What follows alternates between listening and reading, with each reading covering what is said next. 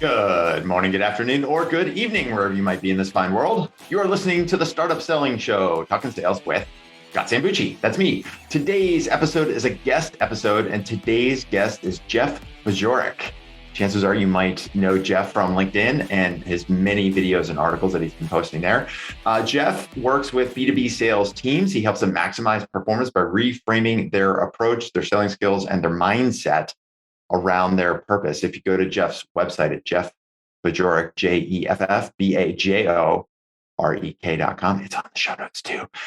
His big theme is rethink the way you sell. So whether you have been doing sales for 20 years, 10 years, a year, or you're a startup founder, like a lot of you that listen to the show, and you're trying to figure out, like, how do I get through those early adopters? How do I really start breaking through those bigger milestones and checkpoints in my growth, breaking through $1 million in revenue, ARR 3 or 10 or beyond? Oftentimes it's because we have to rethink how we are approaching sales, how we're approaching our customers, and how we're selling the solutions that we sell. So every day, Jeff is helping his clients rethink the way they sell by reminding them of what needs to be done, showing them how to do it, and making them believe that they can. So we talked a lot about three main topics in this episode. Topic number one we talked about was this concept of no tension, no sale. No tension, no sale. And a lot of times we think the word tension is sort of a negative word. Jeff framed that word tension in a positive way and gave very specific examples of how all of us could be creating positive tension in a sale to keep more control, provide our prospects more clarity, and give us both some confidence to take the next steps forward. So no tension, no sale was topic number one. Now, topic number two we talked about is, like, how do we move the needle in our sales results? Meaning that if you think about this, the deals that you have or the customers you have, there might be some of those customers that, they did a lot of the work in the buying process. Maybe you're not even quite sure why they bought from you. They were going to buy from you regardless in some ways. They're early adopters, they're innovators on that technology adoption curve. The real difference in terms of growth and capacity and creating a repeatable sales process, as Jeff talked about, is, like, how do we find those extra 20, 25% of deals that could have gone either way? What are we doing every single day to adapt our sales process so that we can move the needle, get more of those middle of the road kinds of deals moving in the right direction so we can grow, we can scale, and we can start making the impact that we want to make? So that was topic number two, moving the needle. And the third topic we talked about was around mindset. And what do we do as a seller? Again, whether you're a startup founder, you're a contributor, a head of sales, what do we do from a mindset standpoint when either it's a situation where it's a global economic slowdown that we are seeing and feeling today in 2022, how we saw in March of 2020 and throughout most of 2020 with a lot of slowdown when it came to sales and outreach, or even within your business, you're going to go through down cycles, you're going to go through dips, you're going to hit the doldrums, and it's going to feel like, man, our industry is on the rise or our competitors are doing really well. What's wrong with us? There's oftentimes a very specific mindset shift that we have to make. And Jeff talks a lot about that in this particular episode. And of course, that's one of the things that he works with his clients on, the sellers that he helps every single day on mindset. So the idea of no tension, no sale, the idea of moving the needle. And number three, how do we create a shifted mindset so we can sell through the tough times? And finally, and maybe most importantly, in a lot of ways, Jeff talked about how he is helping sellers out there. So right now, if you go to jeffbajorek.com/Choosen Vision, one of the things he's doing in June of 2022 is offering a series of 1-hour workshops with some of the best sales professionals that I know every single day. People like Jason Bay, who has been coaching in our program for the last 2.5 years. Todd Capone is another person that's contributing. Todd has done workshops with our clients over the years. David Priemer, who I also know personally, has written a best-selling book. These are the kinds of people that he has lined up to teach a series of 1-hour workshops around their zone of genius.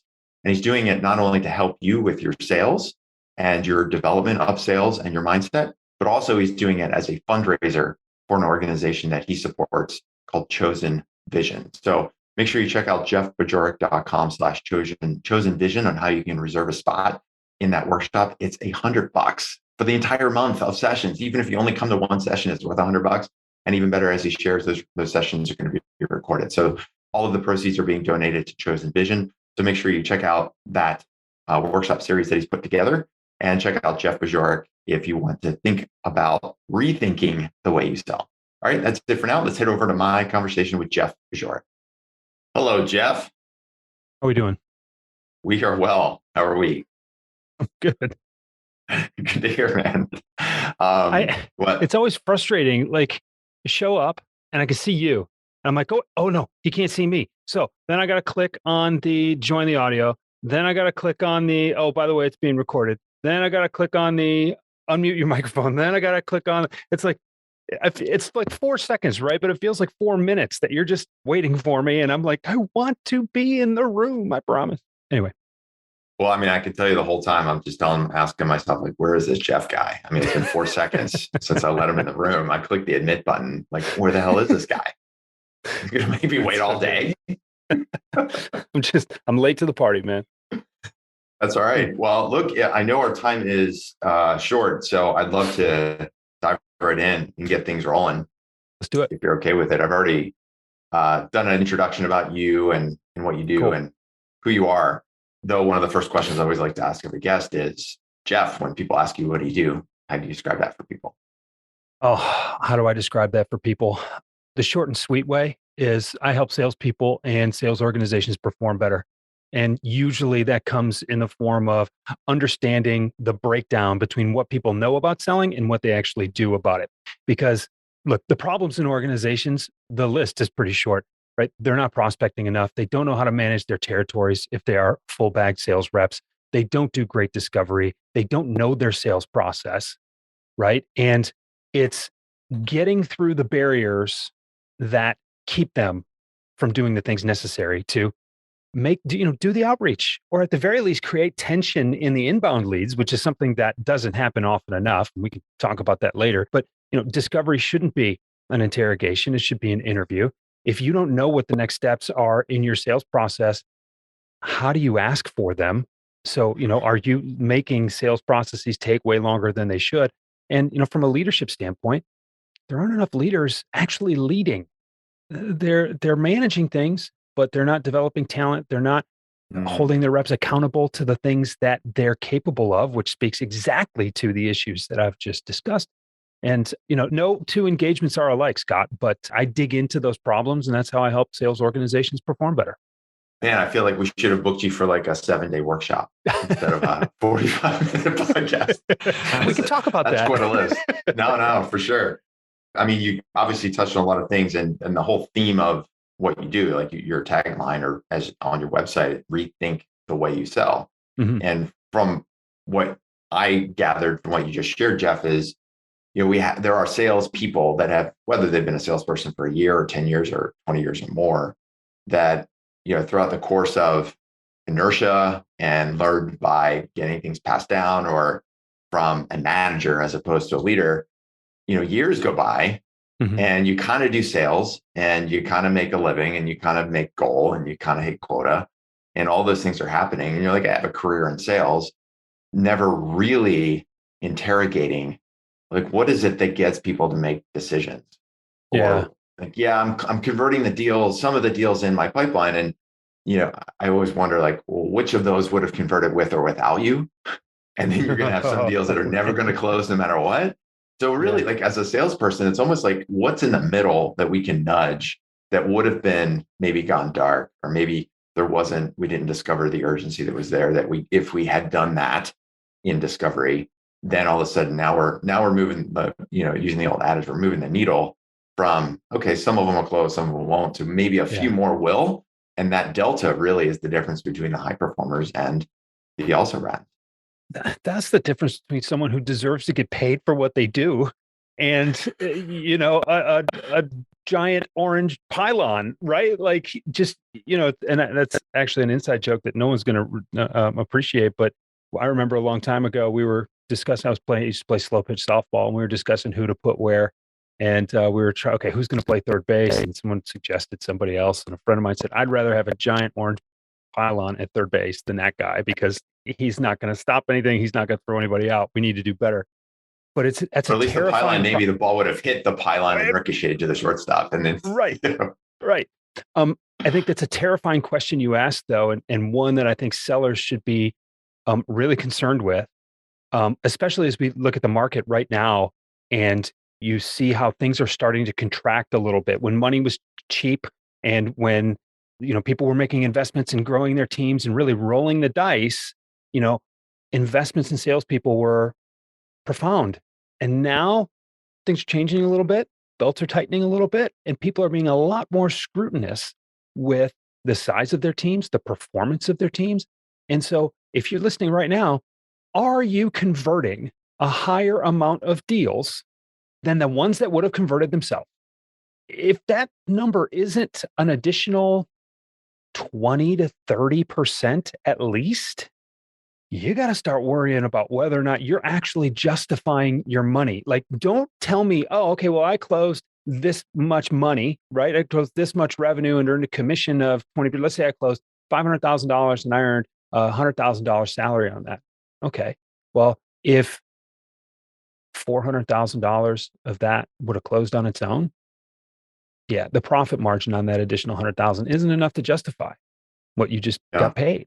And that's I guess, yeah, the word that comes to mind, I know I've said it a couple of times, is terrifying. Think about that. That's an existential crisis for some people, Scott, but we have to approach it that way. Like, am I adding value to this organization? Are my skills such that I can close deals that wouldn't have closed? And you know what? Some of them are bluebirds that fall into your lap. You really just take the order and you thank the sales gods wherever they may be for those deals. And then there are those others, you do everything right. And then they say, we're not going to do this. And then they just go away and you curse the same sales gods, right? Except you're always careful about your tone of voice when you curse the sales gods, right? You always want to be more grateful than not. But are you moving the needle? Are you increasing the tension? And that's what it comes down to every time. Tension is that group of emotions that are responsible for making the sale happen. No tension, no sale. If you're not increasing the amount of tension, and it doesn't need to be negative, those don't need to be negative emotions, but that tension is the distance between where your prospect is right now and where they want to be. And when they feel like they can get there, that tension increases. When they feel like you are the person who can help them because of your relevant expertise, with your experience, with your ability to lead them, they feel like they can get there. They feel a lot more solid about that decision, and that tension increases and that sale gets made. So if you're not increasing the emotional aspect of the sales process, if you're not continually leading them and making them feel safe that you are the person to help them get where they want to go, you're not going to have a significantly higher close rate than a giant orange pylon. That should be the title of this episode, Scott. Not that I want to get into the producer hat with you, but there should be some reference to construction cones and barrels, I think. I decided that about 6 minutes ago. Okay, cool. All right. We're on the same page then. I like it. I do want to dive into a couple things that you just shared there in more detail. So one of which is the idea that as a salesperson, or in particular for a lot of our listeners and the people that we work with here at Sales Qualia, a lot of them are startup founders that are doing the selling or managing small developing teams. And so the struggle is, like, how do I get out of sprinkling the founder magic and do all the founder led or founder everything selling to a place where it's more founder less, not less like I'm gone forever. I'm just doing less of the selling, because you're probably still going to be pretty well involved into the $10 to $30 million range. So I want to talk a little bit more about that. And then I also want to dive a little bit more into this tension, no sale. And then the third piece is the mindset piece, which you brought up around, the current environment. Because whether it's this environment today, or it's the environment from 2 years ago when we had the COVID shutdowns, or it's the environment with, down cycles, even within your own territory when everything else is going great in your company, where everything else in the industry is going great, but you're not, like, there's a lot of mindset issues that salespeople and leaders have to deal with. So I'd love to dive into those three topics in a little more detail. While we're on the no tension, no sale, could you give like a really specific example of maybe like what is good tension, and maybe start from the top where, whether it's an inbound lead or somebody needed a conference and they seem to be pretty interested. They seem to be, a decision maker, not just, somebody who's a user in the organization, like, oh, it'd be awesome if we had a product like this. I mean, somebody who seems to have some authority in certainly not only authority, but some authority in the decision, some parent need. how do you start early to create that tension in a positive way so that you have more control, that you can qualify that lead more deliberately? I think the first place you start, which depending on whether or not this is an inbound lead or an outbound lead or an outbound generated lead, you always in sales want to be someone worth talking to with something worth talking about. And that typically comes in the form of, I know some things that you don't know, but you would probably like to because you'd be better off for knowing this. And that can start. I mean, I still will start my prospecting when I do a little bit of outbound prospecting. I start my campaigns with, hey, this is what your colleagues are talking about. Where do you weigh in? Like, this is not just my idea. This is a conversation that's happening out there by people who look, sound, and act like you. Where do you fall on this? So an example, like a specific example, like if you're talking to pick role and Sure. pick company type, how would you I'll, turn that into like a real world example? I'll go back to my days selling orthopedic implants. I worked in medical device sales for the first 11 years of my sales career. And I spent the majority of that selling a biologic solution. And by solution, I mean an implant. It wasn't like a liquid, right? I sell a solution in orthopedic surgeon that was biologics, right? And we'll make the story real short and we'll just end it right there about what I sold. But the current topic that was being discussed at the conferences in the literature was about the use of gamma irradiation in the sterilization processes of these implants. We know that gamma irradiation is the state of the art for sterilization, and you want sterilized stuff in your body, obviously, right? It's pretty easy to grasp that concept. But what we also know is that gamma rays, those same gamma rays, degrade the collagen in those biologics implants, making them potentially less stout, less able to do what they're supposed to do. So there's a little bit of a paradox there. Well, the current literature was out there, and my company happened to process these biologic implants without the use of gamma radiation.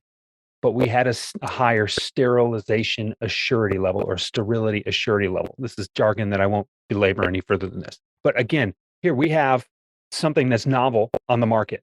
It addresses an issue that your company or your colleagues rather are talking about. What do you think? Now, I was also exposing an unknown for these surgeons. They didn't realize because the state of the art had just been in stock at the hospitals forever. This was something they never thought about. I got them to start thinking about things that they weren't thinking about. But because of the way I asked the question, because I gave them evidence that other people, their colleagues, were talking about this, it became important. And that discussion was based around the problem of irradiation rather than the product, my implant. Right. So immediately they're thinking about what they do, orthopedic surgery, on a different level because of the conversation I brought them. There is tension because they don't like the idea that a sales rep in his 20s knows more than them, an orthopedic surgeon who's been practicing forever. Okay. There's also some tension there because maybe I'm doing something, maybe I'm not doing something as well as I could, and I want to do what's best for my patients and my practice. Right. And then there's tension in the persistence because I didn't stop after the first time. Sometimes I'd take the same study with 4 different parts highlighted on 4 different occasions. They knew I wasn't going to give up. So my professionalism also created a little bit of tension. At some point, this guy's got something worth talking about. He's not going to go away. Yeah, maybe I should have this conversation. Going into the conversation, now I have the access that I need. Because the toughest thing in sales is getting access to people who can say yes to you. You can identify them all you want. You can create a list a mile long.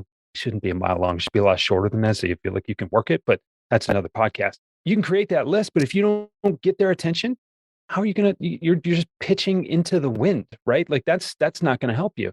So creating that tension early helps you to get the access you need. Once you have the access and you do good discovery, that's about your questioning. And I think discovery is as much about creating tension as it also is about creating a level of comfort that people want to do business with you. Because while you know something that they don't know, they don't want to be shown up. So there has to be a little bit of a give and take there. And Stephen Covey says in the 7 Habits of Highly Effective People, he said, in order for people to feel as if they can be influenced by you, or in order for people to be influenced by you, they need to feel as if they have some influence over you as well. Which is just a beautiful, I listened to that and I was like, hold on, I got to stop this for a second. Let me get my brain around that. There's a real give and take to any meaningful relationship. And Scott, I'm sure you can say the same thing. But when I look back at my favorite interactions with clients and customers, there was always that give and take there. I felt like I was learning something as much as I was teaching something. And there's just a level of fulfillment there that's just brilliant. But getting back to that tension part, you demonstrate that you can help them. You create an environment where they want to be helped, and you help them through the process, help them through the buying process by increasing the assurity level that you're going to be able to help them accomplish what they want to accomplish. And that group of emotions, that feeling of, man, I really want this. And yes, it would mean something to me if we accomplished it. And yes, my business will be in a better place when we get there. And wow, I can't wait to get there. And then they're going to start thinking, is this the right person? Is this the right company? Is this the right solution? Is this the right time? So you have to kind of allay those fears a little bit. And that's where you demonstrate your expertise. I've been here before with people who look like you. We've done this. I think we can do it again. And so that's kind of, and I don't know if I answered that question as directly as you were wanting me to, Scott, but I think just that, I think, demonstrates the mindset of the buyer and also illustrates how, the mindset of the seller needs to adapt and attend to where the buyer's emotions are. Well, I mean, the original question is like, what's a specific example of how to create tension? And what I like about your answer is something that I think a lot of, whether they're salespeople or founders at companies, I think sometimes they struggle with acknowledging the fact that they do have expertise in the area to which they're selling. Because, as a salesperson that's calling on orthopedic surgeons, or if you're a founder selling to insurance companies, or you're a founder that's selling to manufacturing companies, I always tell our clients, and I tell founders this all the time, like, you have an authority voice, because there's probably nobody else in the world that thinks about this problem so acutely every single day the way that you do. You built an entire company and a product around solving this problem. And you have to feel comfortable and confident to talk about that problem with those people on the other side. Those people are your peers. They need to hear from you. Like, if you don't talk to them about those issues, you're actually letting them down. Yeah. And you're letting your company down. Because if you can solve that problem and help them think in a new way, like, that's how you're going to make an impact. You're not going to make an impact selling the same way and hoping that a few people will want to buy it from you. Like, you got to lead the crusade. And everything that you just described is about how to leverage that authority voice you have to create the conversation, to get people. And that's your tagline, the whole rethink the way you sell. You have to rethink and get your prospects to rethink how they're approaching the problem or how they're approaching the priority that they want to accomplish. It is madness to think that a guy in his mid-20s could walk into a doctor's office or an operating room and tell an established orthopedic surgeon how to be a better surgeon. On the surface, it's preposterous. What have been some of the most rewarding conversations I've ever had was, when I left the industry and then still had some clients in that industry. So every once in a while I'd be interacting with my clients who were my former clients. If that's too meta for you, just rewind it and listen to it again. Isn't that right? And so many of them came up to me and said, Jeff, we miss you. I'm a better orthopedic surgeon because of you. Thank you. And it's like, oh, for crying out loud, I'm going to cry right here at dinner. I got to go. Right. I mean, like, it's just like, there's just nothing more fulfilling than that. When someone can look you in the eye as a peer, as the peer that you just referenced. I've never held a scalpel in my hand in an operating room. Right. That's just not what I do. And I've done all the workshop work on plastic models and things like that. Great. Okay. But like, in terms of in a live arena, like, I can't even imagine what that feels like, that responsibility. But when those people turn around and say, thank you, I'm better because of you, I'll tell you what, there's nothing is more rewarding, but it would not have ever occurred if I didn't recognize the value that I brought, and that it was something that I had seen that they couldn't see. And there are a million reasons they can't see it. You know how many things we have to pay attention to? That's the fallacy about, us and the World Wide Web and all the information that we carry around in our pockets. We assume that the buyer knows everything. No, the buyer's got so much information at their disposal. They don't know how to make heads or tails of it. They need you to come in here and say, nope, this is how you need to think about this stuff. Let's take all this up here. We've sorted it for you. Go check fact checking on your own. We're not here to lie to you. I'm here to condense this information into something that is usable for you and give you a way to think about solving your problem that may or may not involve our product, by the way, right? I mean, there were other implant companies who didn't use radiation in their process, but they also didn't have the same outcomes. They didn't have the same quality, and they didn't have the same kind of sales rep who was willing to come and start those conversations. All of those things are differentiators. And I think that is the state of the art of professional selling. And I think it has been for a while for those of us in the know. Yeah. And it's the only way you're going to be able to cut through the noise out there. Well, then I want to I'd love to talk more about this. I also want to kind of keep moving a little bit. Sure. So the second and third topics we talked about second topic was like, how do you move the needle? We talked about at the start of the conversation. If you're a salesperson, some sales, or you're a founder company. I mean, I remember this couple startups I had. We had these early customers, and you're like, how do they even find us? Yeah. It was the super fast procurement process, and you're like, I don't even know how this happened. But now we have Goldman Sachs as a customer. We had this at Altos Research because they just happen to be innovators, early adopters in that technology adoption curve. They're just out looking for good stuff, and they have money, and they're willing to spend for it. But there's those deals in the middle that we talked about. So what is your advice to a sales leader, whether it's a founder that's leading a team or a VP of sales or a salesperson, how to look for opportunities to improve their sales process in a way that starts to find those extra 20%, that delta that you talked about? What are a couple specific strategies there that they could implement? There are two things. And one is something that I advise everybody to do, but few do. And the other kind of addresses that lightning in a bottle, founder-led everything growth that you mentioned a few minutes ago. And that is, you have to try to codify why those people are buying. And most founders don't recognize that. And it's a trap when you catch lightning in a bottle and you're like, oh my gosh, Goldman Sachs, we hit it. We're winning. This is great with them as a logo to refer to. And yeah, let's go rock and roll. Some of those first couple of sales are totally serendipitous. Your business plan cannot be to catch lightning in a bottle once a quarter. It's just not going to work. And if you can repeatedly do that, it's not lightning in a bottle anymore, right? So that's just product-led growth. Right. So anyway, sorry, unnecessary tangent. That's so good.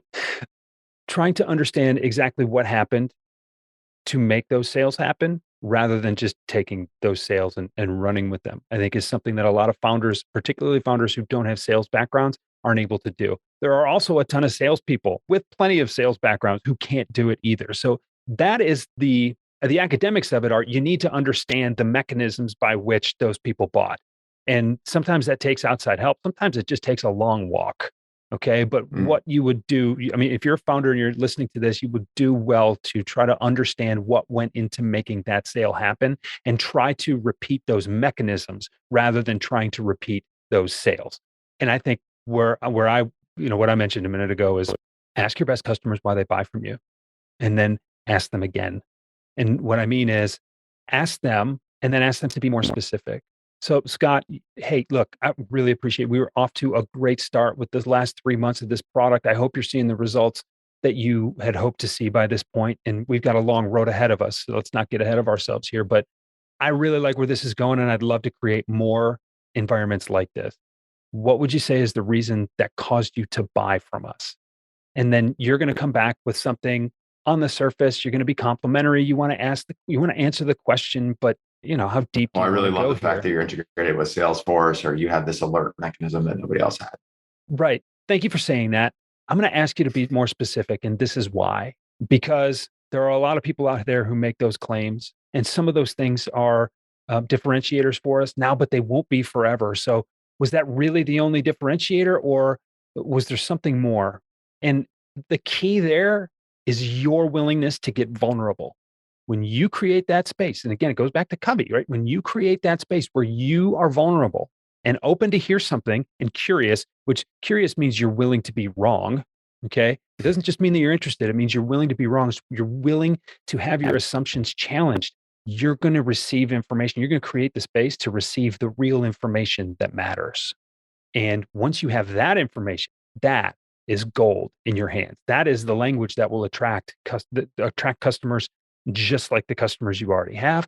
That is what will give you the insights for how to take care of this customer so you don't kill the golden goose, right? Because I say it this way, ask 100 people, 100 salespeople why their best customers buy from them, and only 5 will know because they're the only 5 that asked.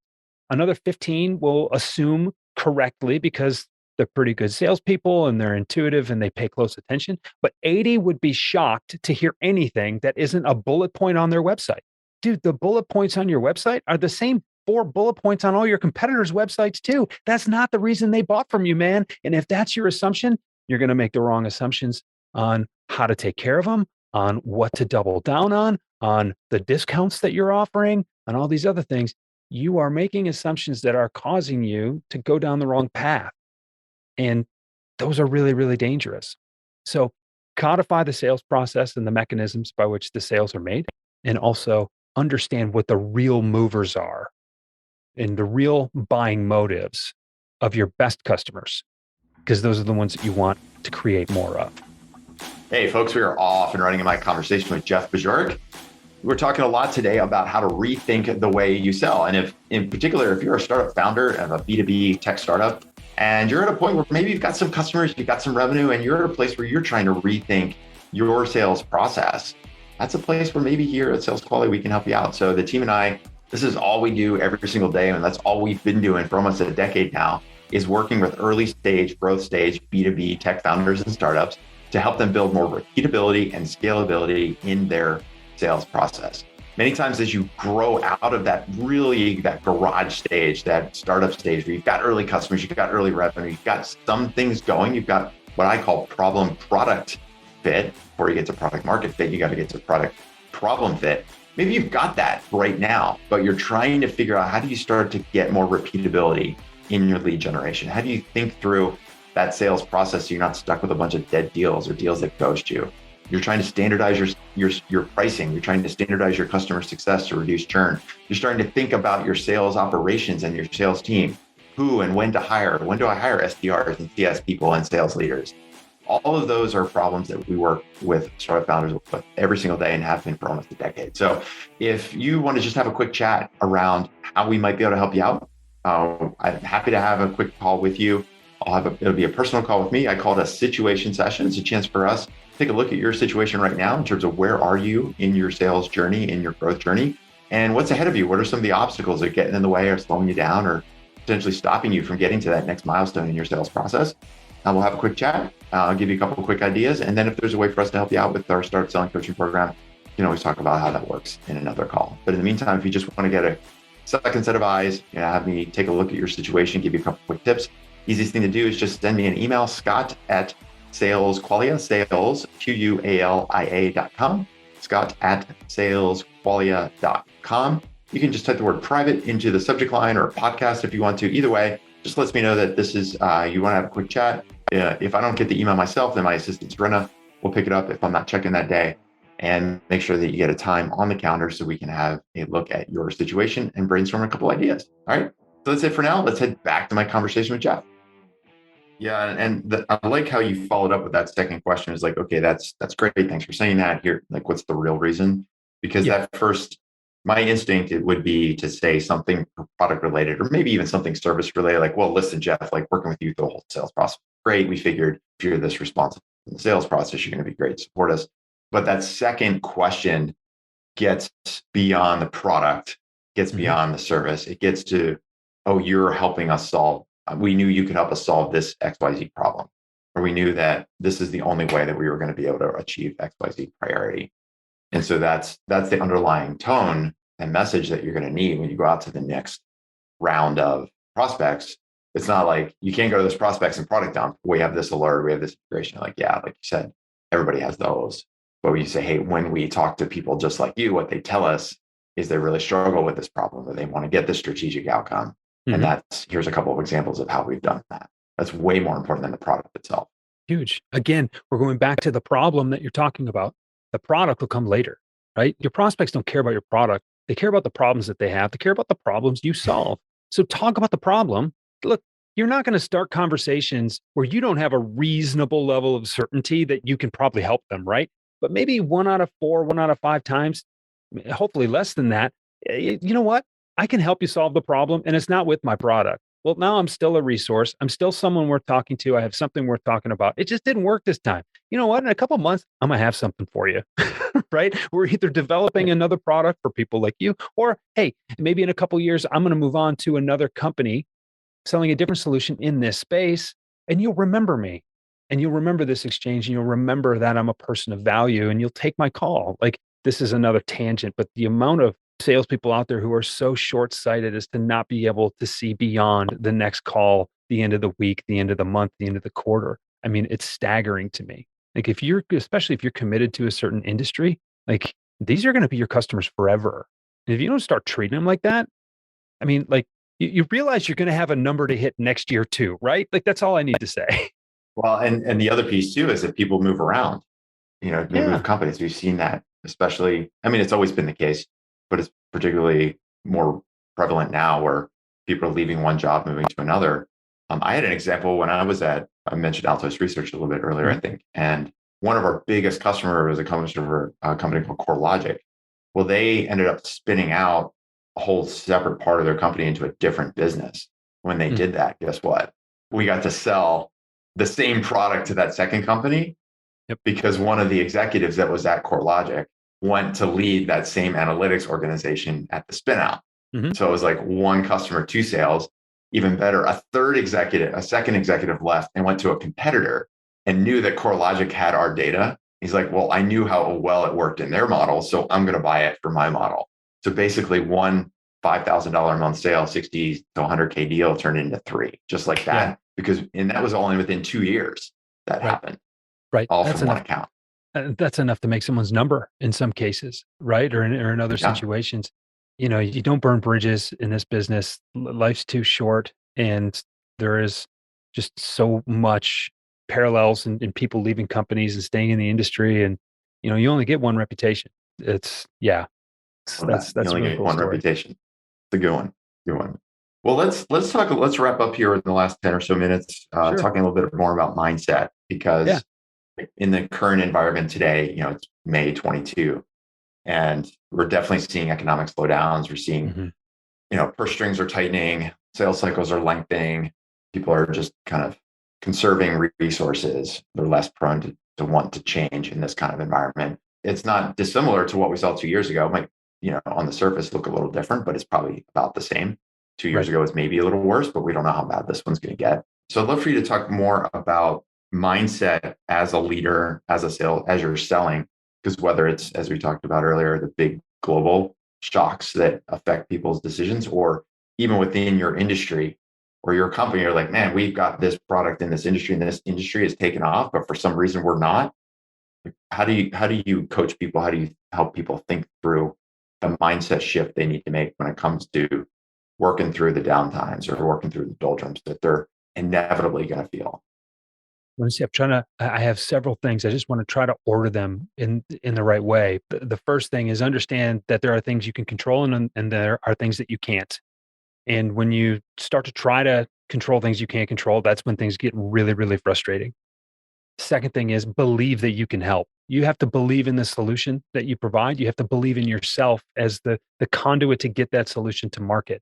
If you don't believe in those things, then you have to go sell something you believe in, because you're not doing anybody any help, and you will only make yourself worse off if you don't really believe that you can help.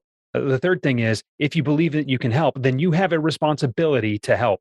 Your customers are in pain. Your customers are suffering in a lot of ways during these times of shifting environments and downturns, right? And we saw this, when COVID first came around, and all of a sudden salespeople were like, I want to be sensitive to the situation. So I don't think I should make any sales calls right now. It's like, I shouldn't do any prospecting right now. I shouldn't be what is bothering people. your customers need you more than ever. You're a professional problem solver. You're just going to sit out on the sidelines because you don't want to ruffle any feathers? How about not ruffling any feathers, but still making your calls? Like, why is it that you just assume that people don't want to hear from you? That's number one. I don't want to hear, no one, my customers don't want to hear from another crappy salesperson. You're right. But you have a choice to not be a crappy salesperson. Show up, with your sleeves rolled up and ready to help. Like, come on. So understand the pendulum swings both ways too. Like times of hardship will eventually come back to times of prosperity. The last couple of years, economically, although the health situation's been scary, but economically, there have been a lot of factors that a lot of companies have been willing to take advantage of. That has been very good for some salespeople. As that starts to wane, we're starting to see some really, what's the word that there's a word that I typically use and it's on the tip of my tongue right now, and I can't. We're posers. We're going to start to see who the posers were and who the people who were really out there to help. Right? It's really easy to just go collecting when money is flowing well. It's another thing entirely to be able to help people the way they need to be helped, such that they're willing to give you money when there's less of it. Okay. So believe that you can help. The other thing, the last thing that I'll tell you, and we'll get all the way back to prospecting and discovery and all that, is in times of uncertainty, the only way to weather that storm with any kind of predictability or repeatability is more pipeline. It's a well-worn thought.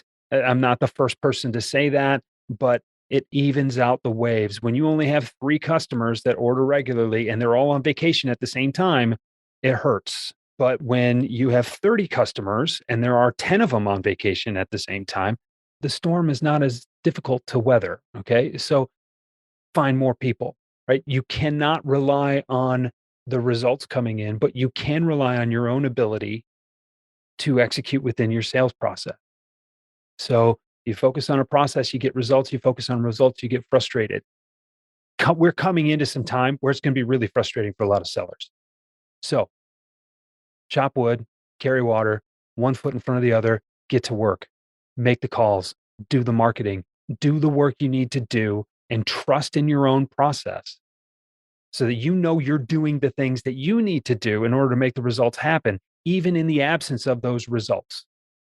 And if you have time to do more, do some more, right? Like it does not serve you to sit in a flat tailspin and twiddle your thumbs and wait for people to come to you and tell you that they're ready to buy. If you have extra time where you feel like you're anxious and you have some energy that you need to put into that, make another phone call, send some more emails, do some more research, right? Don't doom scroll LinkedIn or Instagram because you're just hoping that you're going to bide your time until, something happens. Or when you recognize that you've done all you can, your pipeline is full, it's not going to happen today, and you're just mentally out of it. Like when you're having one of those days, check out for the day. Just go. You're not helping yourself in the last 2 hours of that afternoon, just worrying about whether or not you're going to hit your number. Find something productive, constructive to do. And if it's out of the office, go walk your dog. Go play with your kids. Take your husband or your wife or your partner or whatever out for lunch or whatever. Like, you know what I mean? Recognize and reward yourself for doing the work that you know will be enough, even if it's not responding right now. I started the last company I worked for when I was still in the field, just several years ago. I started with them in summer 2008. Not a great time to be selling stuff into the elective surgery market, right? I mean, and summers in Michigan here are pretty short. So summers were already slow and we hit it hard. And we had people were not having these surgeries because they were afraid they were going to get laid off. And, the economy was tanking. I remember, and I know we only have a couple minutes. I won't belabor the story here, but we'll just say it this way. I got a call on a Friday afternoon, the first Friday in September. It was Labor Day weekend. And my manager wanted to know what I was going to accurately forecast for the month of September. And I was like, I don't have a crystal ball. My surgeon customers don't know what they're going to do in 2 weeks. I can't forecast for them, and we had this back and forth. I was like, do you want me to tell you what you want to hear? Or do you want me to tell you what I know? And that exchange was just kind of funny, but I hit my number. I hit my number by a lot because I just kept doing the work. And what specifically were you doing in that case that was the work for you? What was the chopping of wood or carrying the water? Great question. Was it prospecting? Was it phone calls? Like what exactly was it? Yeah, I had devised a system for myself where I knew what the necessary movers were in the sales process. So identifying new prospects, setting meetings and appointments, making sure that I had an opportunity to appropriately communicate our value, and then asking for next step. In that case, it was asking for the business. It wasn't there were many decision makers in the sales process, but it was a pretty simple process. Do you want to try this or not? And then does the hospital want to pay for it or not? because it was at about a 20% premium. I just knew that all I could control were the amount of sales conversations I was having. And if I Mm. had time to make more sales conversations, I was having more sales conversations, right? So Make more your critical appointments. number is just like book meetings, get meetings, have an opportunity, or sometimes you hear the word at bats, the Yes, sports analogy. In that case, it's probably fewer are going to convert, but as long as if I have more meetings, even if my conversion rate's lower, I'm still going to generate sales. But if I'm not getting right. the meetings, I'm not getting the opportunities to communicate. If you have 4 meetings in a month, it's going to be hard to convert 4 customers. If you have 40 meetings in a month, taking an extreme case, you only got to convert 10%. Right. And interestingly enough, and I think this is instructive as we get into this period here where it's going to be a little bit uncertain again, having a high volume of customers who weren't as busy as they were going to be, but now all of a sudden I essentially bought when the market was low. So how do you think I did in 2010 when things started to swing back the other way? Now I had all of these customers who were bought in. They weren't big customers when we started because no one was a big customer. But then as the market came back, all of those boats rose with that tide. I mean, it's just selling. It's just math, as my mentor used to say. Like, yeah, it's just Yeah. math, but do the work, put yourself in position to succeed. And if you can dig a little deeper when the market's working against you, you will be rewarded doubly when the market decides to reward you. And this too shall pass. Just you got to keep swinging and get those at bats. Well, I think we're coming up to a time where I'd like to wrap up, and I know we're on a little bit of a time constraint. Do you have time for like five more minutes? Yeah, sure. Okay, cool. Because we're talking about mindset, we're talking about moving the needle, we're talking about things like creating tension. I mean, some of this is psychological, some of this is very tactical. And I know that one of the things that you're doing right now is offering a workshop it's a combination of a sales workshop over the course of a couple of weeks. Mhm. And even better, it's a way for people to donate to a cause that you're supporting called Choosen Vision. So Yes. even if people, catch this episode after a couple of the sales trainings that you're offering are passed, I'd love for you to talk about why you're doing the sales training in general and the work that you do, and then how it relates and why are you tying that to the work that you're doing with Chosen Vision. This is a really cool story. Thank you for asking. And I think, 99.9% sure I'm going to do it again next year too. So regardless of when you catch this, keep your eyes open because there's some cool stuff happening. I started in sales reluctantly and told myself, I don't know if I can do this, but I'm going to give it a year. And if I hate it, I'll just go back to what I was doing before. And I got the feeling that I could be good at it, but I had really not a lot of guidance and not a lot of direction. And that wasn't anybody's fault. It was just the situation as it was. And almost a year into it, we had someone join the organization as a manager. We brought on a line of products that this guy was going to manage. And he basically agreed to be my mentor. I don't know if he knew what he was agreeing to at the time, but basically he came in and said, Jeff, you have access to customers, but you don't really know how to sell that well. And I've been selling for a long time. I know the ins and outs, but I'm new in town. I don't have access. So if you can set meetings for me, I'll come with you on those meetings. We'll sell together. And as I started to learn what it really meant to become a salesperson, and as I saw that, and what I learned with this person as my mentor, it wasn't long before I decided, you know what, I want to do this for other people in the future. Maybe I'll be a leader in an organization. Maybe I'll teach a university class. I don't know what it's going to look like, but this feeling that I'm getting, I want to give this to other people. When that light bulb just turns on over their head and they see that they can do something they weren't capable of doing before. So several years passed. I left that organization and went on to another place, and my career took off. And it's been, gosh, probably, I think it's 9 years ago now. He came to me and he said, Jeff, would you like to play in this charity golf outing? I said, well, yeah. Where? When? Like, sign me up, right? And he said, here's the thing. This is different. He said, I think this organization that the golf outing supports might be the answer to my wife's and my prayers. This is the thing that has literally been keeping us up at night for 20 years.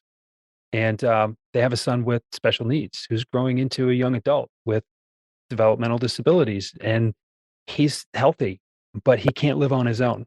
And, my friend's concern, as any parent would be concerned, is what's going to happen when we're gone. And he said, I stumbled upon something. There's an organization locally that builds and staffs homes for developmentally disabled adults so they can live life as it should be lived. And I'm getting involved. I'm probably going to end up on the board, but I'm chairing this golf outing. We're going to play 100 holes in a day.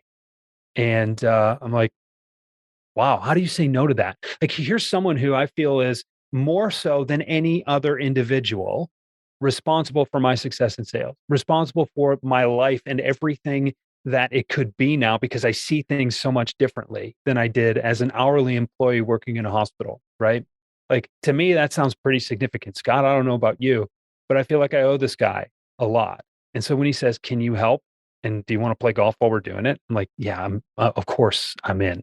So this will be the 9th year I've done it. And over the last couple of years, I tried to really entice people to donate. One, it helps get the word out. Two, it's fun. Like, I get to combine my passions here, and I get to help salespeople rethink the way they sell and see things a little bit differently. So this year, I've enlisted the help of Jason Bay, who I know is a friend of yours as well, David Premer, Samantha Also a McKenna, friend. and Todd Capone. And Also a good friend. these, right? I mean, I don't think there's anybody you don't know, but they've all donated their time. And every Tuesday in June, they're going to come on and we're going to kind of co-coach this group of energized, organized sales professionals who just want to learn a little bit, help get that little bit of an edge so that they can take the next steps in their career. Meanwhile, all the proceeds go to Choosen Vision. It costs you $100 for the series. Like Which, $100. by the way, like I know we've had Todd Capone do workshops for our startup selling clients, and his time is worth more than $100 an hour. Jason Bay has been coaching our clients for 2.5 years on prospecting, lead gen, outbound. His time is worth way more than $100 an hour. David Premer, I know him personally and I've worked with him. And again, like this is a massive list of people that you've put together. So the $100 is like, believe me, it's a drop in the bucket. And easily somebody's going to walk out of there with any one of these sessions. I mean, easily should be 100x or 1,000x ROI for that $100. I think so. And, you know, I'm humbled that these people, one, take my calls, two, that they're willing to donate their time and their talents, you know, for an organization that's important to me. But I mean, like I even thought about raising the buy-in, right? And like $100. I mean, gosh, look at the value we're lining up here. But I want it to be as accessible as possible, because the thing is not the money you pay to get in. It's it's spreading the word. It's helping people understand. And Choosen Vision is local to mid-Michigan. I mean, there are organizations like this wherever you are. And so, and what's startling to me is the amount of people who donate and they say, you know what? I know someone like this. I know someone who's going to be in this spot, or I am in this spot. And I don't talk about it that often because I don't bring my personal stuff to work, but wow, thank you. Like, it's so rewarding. So yeah, I want the word to get out there. I want people to do this. We have a blast, and you walk away with more than $100 worth of content, I promise. So it's just a cool way to give back. And it ties back into my why. And it also ties back into why I'm here. And it's just a really rewarding thing to do. Yeah. So they can find that on your website, jeffbajorek.com/Choosen Vision. Correct. And your first name is Jeff. And my name is Bajorek.com. We'll have a link to this in the show notes and LinkedIn posts and stuff that we'll do around this episode. So definitely want to recommend people should, even if you can't make the training, donate $100 or buy 5 seats for your sales team. I mean, there's no reason why, you know, you can't find $100. And again, like I know the people that are delivering this training for Jeff personally, I've had them come in and coach our clients. And they're phenomenal people, and you're going to learn a bunch. I appreciate that, Scott. We had that happen a couple of times where people who couldn't make it, but just felt so impassioned about the cause that they would donate a couple $100 and say, give my seats to somebody. Here's the scholarship. Give my seats to somebody. And the outpouring is always really cool and really humbling. But I mean, there are always a lot of things going on, and there are always a lot of things that deserve your money. And, you know, look, if you can't donate, or you're not in a position to donate, or you've just donated too many other things right now, if you don't donate, tell somebody else. Just spread the word. Let's get the word out there that, you know, organizations and nonprofits like this are out there. They exist because people talk about them. And this is really helpful. So thanks for asking, Scott. I appreciate that. Yeah, for sure. Well, thanks for doing what you're doing. I've done some volunteering for Special Olympics, coaching soccer, and many of those people are adults and Mhm. there's different levels of development disabilities. And so you don't think of it, you think of kids in school and okay, there's a kid in a wheelchair, there's a kid with a developmental issue, but then as like they get older too, Yeah. and it's even harder to support them because then parents get old and they're not around, and then what happens? So this is an important social cause, and I'm really glad to spread the word about it. So Mhm. thanks for doing it. Sure. Well, look, man, I know we're a little bit over time. I'm so appreciative of your spending time with us here today on the podcast. Lots of really specific examples, which I always love, and I know the people listening to love as well. We'll get the show up as soon as possible so that people can maybe take advantage, even if not of every one of the sessions, but maybe at Mhm. least the last one or two. Even that's going to be worth $100 to people. And they're recorded. So, I mean, we'll Oh, share the even recording. better. So yeah, that's Okay, yeah. cool. It's awesome. All right, man. Well, I'm gonna let you get on with your day. Good to spend time with you. We'll have to do this more often. I appreciate it, Scott. This was fun. All right, man. All right, well, take care. Enjoy the rest of the day. Good luck with the Choosen Vision workshops and all the work you're doing. And let me know what else we can do to help you out. All right. I See ya. appreciate it, Scott. This was great. Thanks, man. All right. I hope you enjoyed that conversation as much as I did. We talk about geeking out around sales, and Jeff is one of those people where I could certainly geek out for a while talking about sales. I really appreciated the tactical tips that he gave and the specific ideas I think that are going to be very actionable for you as you're thinking about your sales process, how you might need to rethink the way that you sell with your company. So again, if you want to have a quick chat with me on your situation session that I run, it's a short conversation over the phone. Take a look at your situation, figure out what might be getting in the way or slowing you down or stopping you when it comes to growth and sales at your startup. Just send me an email, scott@salesqualia, QUALIA.com, salesqualia.com. Shoot me a note. Let me know in the subject line, just type the word private or podcast. It'll let me know that you want to have a quick chat. We'll get that time set up on the calendar, lickety split, and we'll have a chat around your situation. All right, that's it for now. If you haven't subscribed to the podcast, please make sure you do that. Tell a friend or 10. And of course, leave us a review on Spotify, Amazon, SoundCloud, Apple Podcasts, wherever you are listening to this podcast. Let us know how we're doing. And if you got any ideas for shows or topics. All right, that's it for now. That's this episode of the Startup Selling Show, Talking Sales with Scott Stambucci. And look for the next episode coming out really soon. Thanks for listening. See ya.